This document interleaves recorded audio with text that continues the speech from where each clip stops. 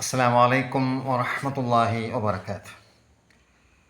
പ്രിയപ്പെട്ട സുഹൃത്തുക്കളെ, സത്യവിശ്വാസികളെ,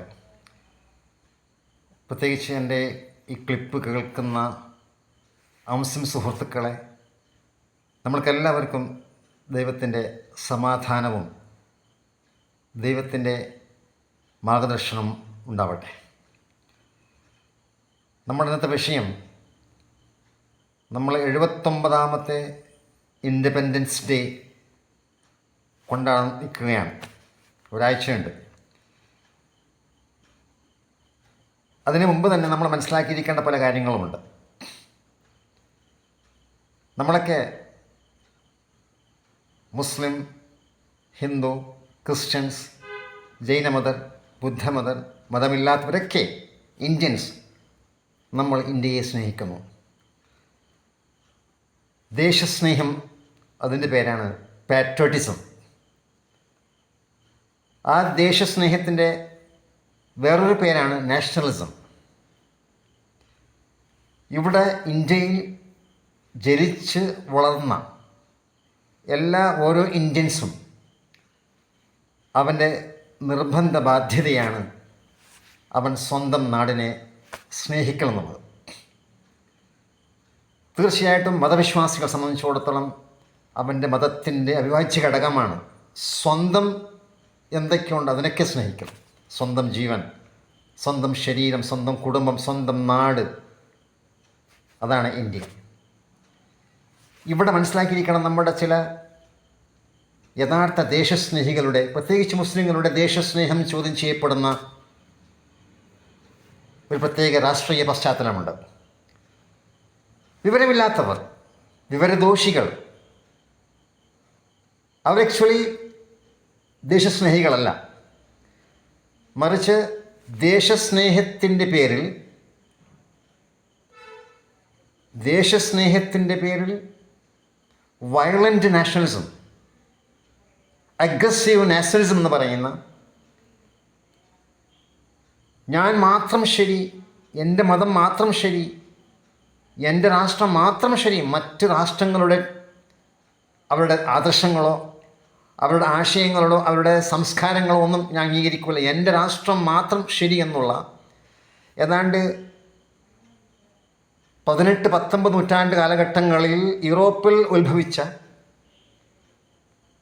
അറഗൻറ്റ് നാഷണലിസം അല്ലെങ്കിൽ വയലൻ്റ് നാഷണലിസം, അതിൻ്റെ ഭാഗം നിലക്ക് ലോകത്ത് പല വിപ്ലവം ഉണ്ടായിട്ടുണ്ട്. ഫ്രഞ്ച്, അതുപോലെ ഇറ്റാലിയൻ വിപ്ലവം. അത് മാത്രമല്ല, ലോകത്തെ പല യുദ്ധങ്ങളും, ഒന്നാം ലോകം, രണ്ടാം ലോകം യുദ്ധങ്ങൾക്ക് കാരണം നാസിസ്റ്റ്, ഫാസിസ്റ്റ്, അറഗൻറ്റ് നാഷണലിസമാണ്. സ്വാഭാവികമായിട്ടും അവിടെ ദേശസ്നേഹത്തിലുപരി ഒരു പ്രത്യേക ഒരു മാനസിക രോഗമാണത്. ഞാൻ മാത്രം ശരി, എൻ്റെ രാഷ്ട്രം മാത്രമാണ് ശരി, എൻ്റെ സംസ്കാരം മാത്രമാണ് ശരി, വേറെ ഒന്നും ഞാൻ അംഗീകരിക്കില്ല, എല്ലാം എന്നിൽ ലയിച്ചിരിക്കണം, ഞാൻ പറഞ്ഞ മാത്രം ശരിയാകുന്ന, അത് ശരിയായിരിക്കണമെന്നുള്ള ഒരു വാശി. ഇങ്ങനെയുള്ള ചില ഭ്രാന്തന്മാരുണ്ട്. അവർ നിഷ്കളങ്കരായ ഹിന്ദുക്കളുടെയും മുസ്ലിങ്ങളുടെയും രാഷ്ട്രസ്നേഹം ചോദ്യം ചെയ്യുന്നവർ. ഞാൻ ഉറപ്പിച്ചും തറപ്പിച്ചും പറയാം, ഇവിടുത്തെ എല്ലാ മുസ്ലിങ്ങളും രാജ്യസ്നേഹികളാണ്. പക്ഷേ അറഗൻറ്റ് നാഷണലിസം അല്ല.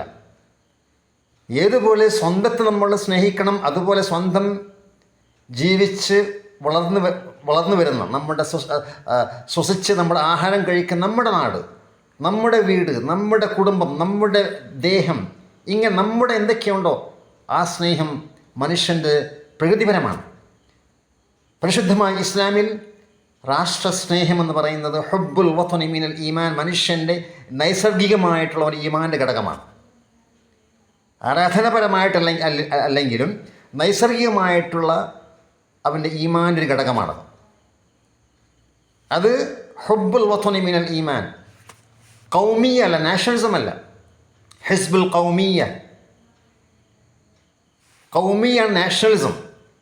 അത് തീവ്രതയിലേക്ക് കടക്കുമ്പോഴാണ് തീവ്ര നാഷണലിസം, ദേശീയവാദം.